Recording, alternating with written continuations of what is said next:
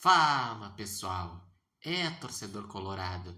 O Internacional conseguiu estragar a manhã do seu torcedor e é o pior mandante do Brasileirão e está somente a um ponto do Z4. O Internacional enfrentou o Lanterna em casa. Estreou nesta temporada o jogo das 11 da manhã. Teve um bom público, por volta de uns 30 mil. Só que o Internacional, ele pegou um time que jogou fechado, que jogou na transição. O Inter, só para variar, criou chances e não aproveitou. E em 2 contra-ataques, o Inter toma 2 gols no primeiro tempo e acaba o jogo. O Internacional começou a sentir a pressão, o torcedor vaiando, criticando os jogadores. E daí no segundo tempo, o técnico foi fazendo substituições e foi pro desespero. E no finalzinho, o Alan Patrick descontou e terminou 2-1. Mas, por exemplo, foi um jogo que deu oportunidade pro Alex, guri da base. Só que aí que tá. Não adianta só dar oportunidade pro Alex se o meio de campo tem dificuldade para criar. E é um jogador que precisa da maturação. Não adianta o Internacional botar Carboneiro e Alan Patrick juntos, apesar da qualidade técnica, se isso compromete a parte física do time e se quando joga Alan Patrick junto com Carboneiro, o Internacional não ganha jogando em casa. O Internacional depois foi fazer trocas, como botar o Vitinho para lateral, que ele já vem jogando nesse esquema. Foi botar Thiago Maia na lateral, botou Kaique, que até agora não apresentou algo de diferente. O Internacional é impressionante, porque todo time, quando começa uma campanha num campeonato, pensa: eu tenho que fazer mais pontos em casa e fora tem que ir bem também, mas às vezes vou tentar um empate, se pontuar tá legal. Não, o Inter é um time que joga fechado em transição. Fora de casa compete, porque daí joga nessa transição, gera dificuldades. Em casa que precisa propor, o Inter não consegue, perde gols e no final das contas perde pontos. Por exemplo, o Inter, as últimas 2 rodadas foi em casa. Clássico Grenal e Mirassol. Grêmio vinha mal, Mirassol lanterna. O Inter só fez 1 ponto. O Inter só fez 1 ponto nesses 2 jogos.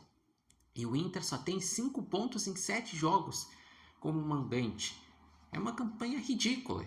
Que mesmo que o Internacional, a partir de agora, faça uma campanha legal, ok, ou até boa, ainda vai terminar com uma campanha ruim como mandante.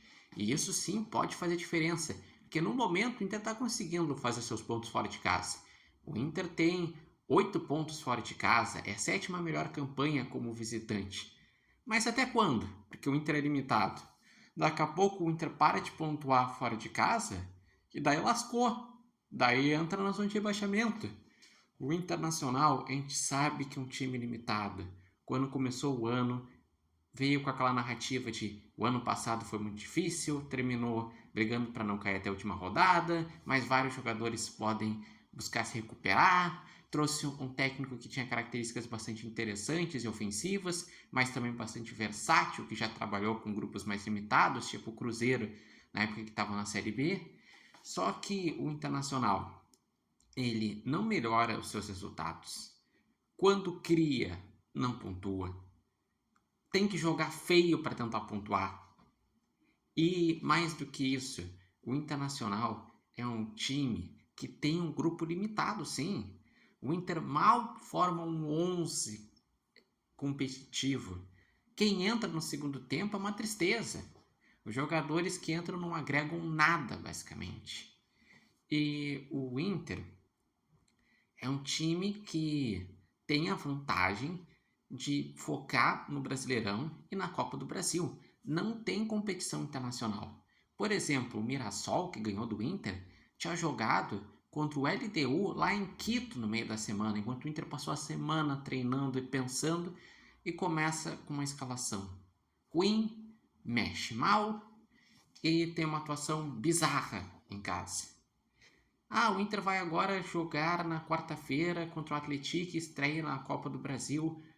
vai ser um fora de casa, entre aspas, porque na verdade é campo neutro, pois o Atlético vendeu o campo e vai ser lá no estádio do Figueirense, com mais colorados. Mas a questão é, se esperava mais do Inter. Não se esperava muito, mas se esperava um Inter que pelo menos em casa soubesse como propor um pouco o jogo, ser mais competitivo, fazer seus pontos e sim, jogasse bastante na transição pelas suas limitações. Então, o que eu vejo é isso. O Inter, se tu olhar as estatísticas, teve mais de 20 finalizações, 70% de posse de bola, propôs o jogo, teve várias finalizações na direção do gol, mas muito no desespero, muito no cria e não finaliza direito. Eu vi que existe a possibilidade de o Borré ir para o banco e o Alejandro ganhar uma sequência. Pode resolver um pouco? Pode, que o Borré ganhou uma sequência e o Alejandro não ganhou ainda essa sequência. Ele entra mais no segundo tempo, alguns jogos ele começa como titular, mas não sei se é por aí que vai mudar a situação. O Inter precisa, enquanto não melhora o seu meio de campo, de forma geral, jogar como joga fora de casa. Porque assim pelo menos ele compete. Mas daí o jogo é feio. Mais feio é não pontuar. Mais feio é essa campanha horrível que o Inter tem em casa. O Inter precisa ser mais competitivo em casa. É inadmissível que o Internacional tenha só 5 pontos em 7 jogos. Depois perguntar, mas por que o torcedor fica revoltado? Por isso, né? Imagina o torcedor que vai às 11 horas da manhã, que até é um bom horário, e que no primeiro tempo já termina 2-0 para o adversário. É complicado, né?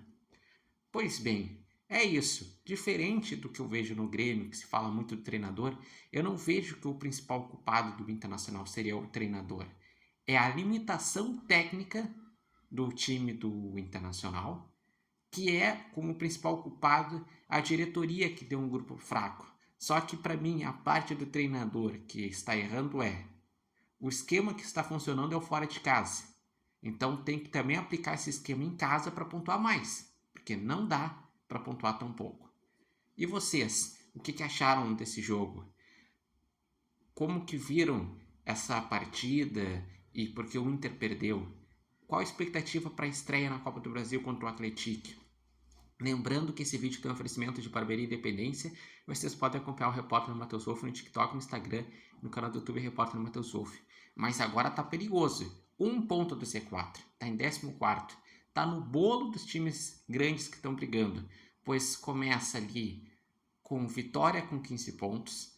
Depois vem o Atlético Mineiro com 14 em 12º. Inter e Grêmio estão empatados, a diferença é que o Grêmio tem mais gols, por isso o Grêmio é 13º, o Inter é 14º. Daí tem o Santos com 13 pontos e um saldo pior, o Cruzeiro com 13 pontos e um saldo ainda pior, e o Corinthians com 12 pontos abrindo a zona de rebaixamento. E esse Mirassol, que estava na lanterna, tem somente 9 pontos. É considerado o Mirassol, a Chapecoense e o Remo os times que estariam encaminhando o rebaixamento. Então foi para um time com essas dificuldades que o Inter perdeu em casa.